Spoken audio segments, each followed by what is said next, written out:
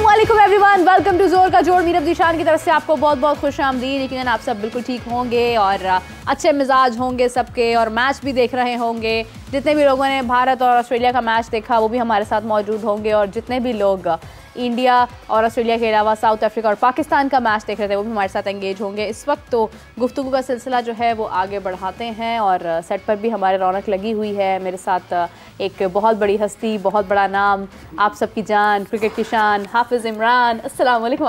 मेरा बहुत शुक्रिया, आपके खैरियत से हैं, ठीक ठाक हैं। और न सिर्फ मैं हूं बल्कि मेरे साथ साथ और हमारे साथ साथ इमरान सोहेल साहब भी मौजूद हैं। अस्सलाम वालेकुम जनाब। वालेकुम अस्सलाम। खैरियत से हैं, ठीक। अच्छा, हमने जितना बुलंद बाला अपना इंट्रोडक्शन दिया ना, आपकी दफ़ा हमारी बस हो गई। हमने कहा इतनी बड़ी बड़ी हस्तियां बैठी हैं तो फिर बाकी कौन बाकी है पीछे। लेकिन इमरान साहब, यकीनन आप भी बहुत खुश होंगे क्योंकि 3 विकेट्स आज ही के दिन में हमने हासिल कर ली हैं। क्या उम्मीद कर रहे हैं आज के मैच के हवाले से? देखिए, एक्सीलेंट स्टार्ट पाकिस्तान टीम, और टॉस पाकिस्तान हार गया था। मुझे लगता था कि शायद साउथ अफ्रीका जो है वो एडवांटेज लेगा पहले 10-15-20 ओवर का, लेकिन शायद उन्होंने ये सोचा कि वो चौथी इनिंग का एडवांटेज लेंगे, क्योंकि चौथी इनिंग पाकिस्तान को वो खिलाना चाहते हैं। ट्रैक मैंने देखा है आज, बिल्कुल बहुत बैटिंग ट्रैक लगा मुझे आज, और मुझे जो एक गलती पाकिस्तान की तरफ से लगी वो एक रेगुलर स्पिनर पाकिस्तान को शामिल कर लेना चाहिए था आज। गो के इब्तदा में 3 विकेटें साउथ अफ्रीका की गिर गई हैं, और मैं समझता हूँ कि उसमें 1 विकेट स्पिनर की भी है, ये भी याद रखिएगा कि सलमान अली आगा ने आउट किया है। तो अगर आप एक रेगुलर स्पिनर के साथ जाते, अगर आपने रेस्ट देना ही था नसीम शाह को, सो मुझे नहीं लगता कि उनका रेस्ट बनता भी था इस पिच के ऊपर। सो खैर, देखते हैं इस मैच में अगर पाकिस्तान 300 से पहले आउट करता है साउथ अफ्रीका को, तो पाकिस्तान की काफ़ी बेटर चांसेस हैं इस मैच में वापस आकर इस सीरीज़ को बराबर करने के लिए। लेकिन वही कि आप नुमान अली को ले गए थे, हम तो यही कहते रहे साजिद खान को ले जाएं, आपने कहा साउथ अफ्रीका की पिचेस हैं, तो साउथ अफ्रीका की पिचेस पर भी भाई स्पिनर आउट कर लेते हैं। आपने देख लिया सलमान अली आगा ने किया। सो साजिद खान को अब आप कम बैक करवाने जा रहे हैं अगली सीरीज़ के अंदर। अब ये खबरें चलवा रहे हैं जी वो कम बैक कर रहे हैं, तो भाई कम बैक करने की ज़रूरत क्या पड़ती है पाकिस्तान के अंदर? आप दुनिया की बड़ी टीमें देखें, लोग कंसिस्टेंट अपने प्लेयरों को खिलाते हैं। फास्ट बॉलर्स को देखें, वो कंटिन्यू खिलाते हैं। प्रॉब्लम ये है कि हम अपने बंदों की, प्लेयर्स की फिटनेस छुपाते हैं।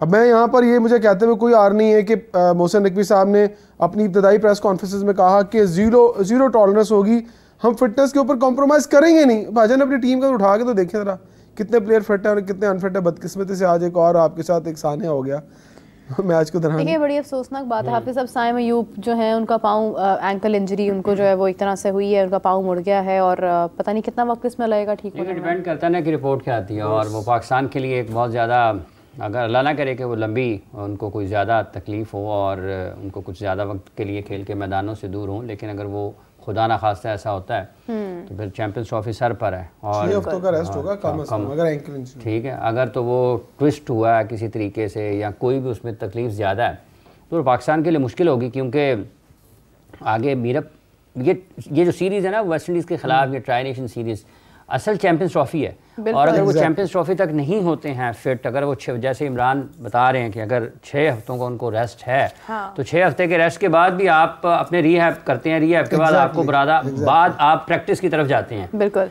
ठीक है, प्रैक्टिस के बाद आप अपने उस एक माहौल में आते हैं, अपनी मामूल में आते हैं कि आप बैटिंग प्रैक्टिस की तरफ जाते हैं, फिर आप खुलते हैं, कुछ टाइम चाहिए। और उसका लेफ्ट फुट जो है मैंने देखा मुड़ा है, आई थिंक लेफ्ट ही है शायद। अगर लेफ्ट फुट मुड़ा है तो वो बैक फुट पर कैसे आएगा? प्रॉब्लम है। फ्रंट फुट पर तो चले आप खड़े कर, बैक फुट पर ज़्यादा प्रेशर पड़ता है आपको। वैसे भी आपने भागना है, आपने मतलब देखें एक क्रिकेटर को मुकम्मल तौर पर फिट होना चाहिए, स्पेशली जब चैंपियंस ट्रॉफी जैसा इवेंट हो। ये आप साहब ने सही कहा, ये हमें एक टेंशन क्रिएट हो गई है। अब उसका है कि उसकी रिपोर्ट क्या आती है, रिपोर्ट्स आने तक अल्लाह करे कि ऐसा कुछ ना हो, कि कुछ ज़्यादा उसको तकलीफ का सामना ना हो, या सीरियस किस्म की इंजरी ना होगी जिसमें 6 हफ्तों के रेस्ट पे जाना। अगर 6 हफ्तों के रेस्ट पर जाते हैं तो आज से देख लें तो वो तो चैंपियंस ट्रॉफी निकल गई ना उसकी, क्योंकि आपने स्क्वाड का ऐलान करना है उससे पहले। तो 6 हफ्तों का मतलब तो यही है कि जनवरी का ये हफ्ता गुजर गया, टोटल आपके पास आई थिंक 45 दिन ही कम होंगे ना। आपने स्क्वाड का अनाउंस करना है ना, आपने चैंपियंस ट्रॉफी का स्क्वाड अनाउंस करना है, तो अगर उसकी फिटनेस ही नहीं होगी तो चैंपियंस ट्रॉफी के स्क्वाड में आप उसका 15 मेंबर्स में कैसे नाम डाल सकेंगे? एक खब्बा जो है वो कल से खबरों में देख रहे नजर आ रहा है हमें,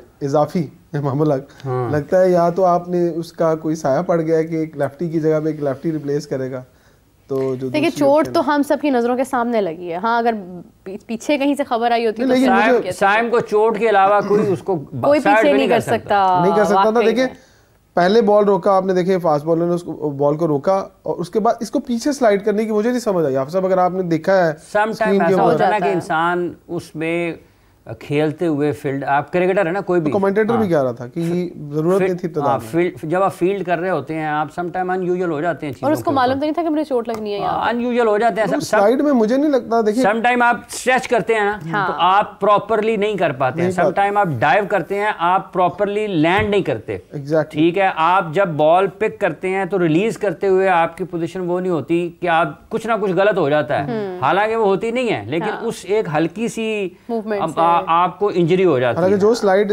किया है ना, मैंने देखा साइम ने, वो स्लाइड बहुत आसान होता है, इतना मुश्किल नहीं होता, लेकिन उसका पाँव कहीं फंसा है, बैलेंस नहीं हुआ ना, पाँव फंसा है किसी ग्रास के अंदर, वहीं से ट्विस्ट कर गया, बैलेंस नहीं हो पाया। फील्डर अच्छा है, ऐसा नहीं है, फील्डर भी अच्छा है, क्विक है, उसके अभी तो बिल्कुल नौजवान है ना, लेकिन अनफॉर्चुनेट होगा उसके लिए, उसके करियर को बहुत बड़ा धचका लगेगा। पाकिस्तान टीम को बहुत बड़ा धचका लगेगा। आपके पास ऐसा प्लेयर जो कि फॉर्म में है, रन्स कर रहा है, इम्पैक्ट है, मैच विनिंग प्लेयर है ना। फिर आप देखें कि अभी तक उसने जितनी भी बारी पाकिस्तान विकेटों पे, ये भी नहीं है कि हम कहीं और 50 ओवर्स का शानदार नाम है। आप देखें कि ओडीआई में रन्स किए हाल ही में, और स्पेशली आपकी ट्राई नेशन सीरीज आपके सर पर है, उस वक्त बहुत ज्यादा एक अफसोसनाक बात है कि अगर उनकी इंजरी खुदा ना खास्ता लंबी होती है। वैसे बड़े इवेंट्स में वैसे अक्सर पाकिस्तान के साथ हुआ, 92 के वर्ल्ड कप से देख लें, वकार यूनुस पीक पे थे, अनफिट हो गए, लेकिन हम जीत गए थे वर्ल्ड कप। तो तुसी की समझ लोगे।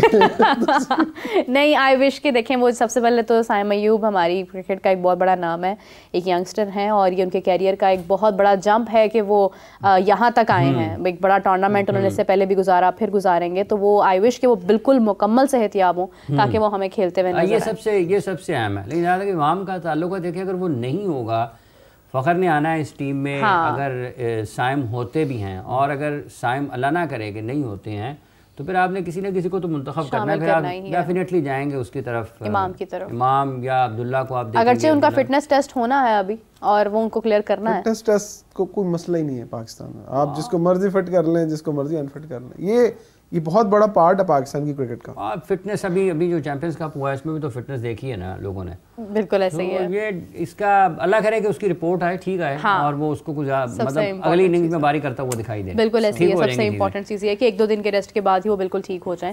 हाफिज साहब, एक और भी आज हमने देखा, आज का दिन जो है ना वो ज़रा थोड़ा भारी था इंजरीज के एतबार से, हिट के एतबार से।